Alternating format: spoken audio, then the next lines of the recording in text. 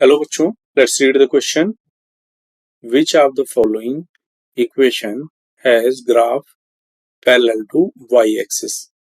Options are A option y is equals to -2, B option x is equals to 1, C options x minus y is equals to 2 and option D is x plus y is equals to 2. सबसे पहले बच्चों इस question में की concept discuss करेंगे. की concept बच्चों अगर हम बात करें equation of a line parallel to y axis, तो अगर वाई एक्सिस के पैरेलल किसी इक्वेशन की लाइन की बात करें, किसी लाइन की इक्वेशन की अगर हम बात करते हैं जो पैरेलल टू वाई एक्सिस है, तो यहाँ पर अगर हम एक कार्टेशियन कोऑर्डिनेट सिस्टम सपोज करो कुछ इस तरह से बना रहे हैं, जो एक्स एक्सिस और वाई एक्सिस की मार्किंग हो गई इस तरह से. तो अगर हमें कहा जा रहा है equation of a line parallel to y axis, यानी ये हमारी वाई एक्सिस है, तो इसके पैरेलल अगर कोई लाइन ड्रॉ करें तो ये लाइन या तो इस तरह से बनेगी या फिर नेगेटिव एक्स एक्सिस में कुछ इस तरह से बनेगी.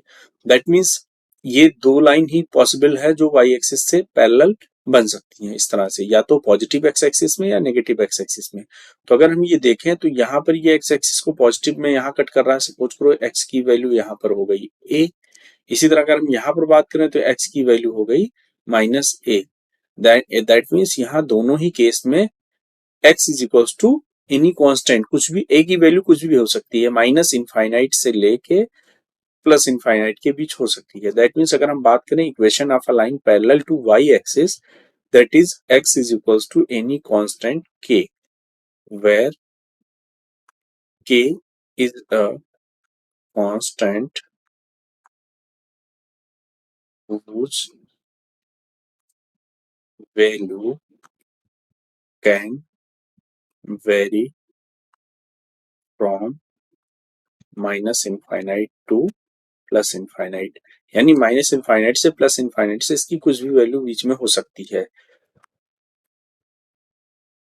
That means x is equals to any constant k. ये होगी equation of a line parallel to y axis. इस कॉन्सेप्ट को यूज करके हम क्वेश्चन सॉल्व करेंगे. तो यहाँ पर कहा जा रहा है which of the following equation has graph parallel to y axis. तो अगर हम ये बात करें y इज इक्वल्स टू -2, तो यहाँ पर अगर हम कार्टेशियन कोऑर्डिनेट सिस्टम की बात करें x एक्सिस y एक्सिस, तो y is equals to -2, that means यहाँ कहीं होगा y is equals to -2.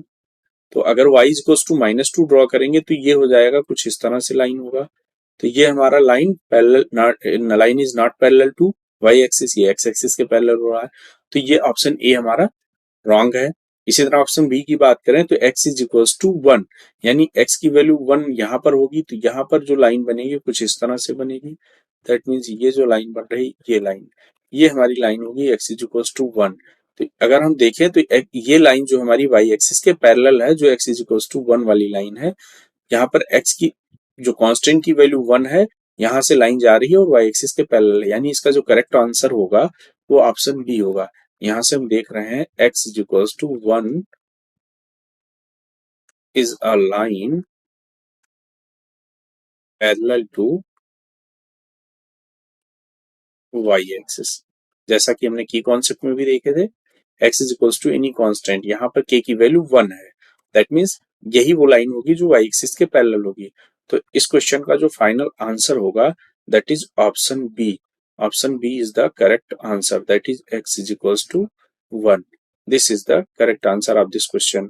I hope you all understood it well. Thank you and all the best.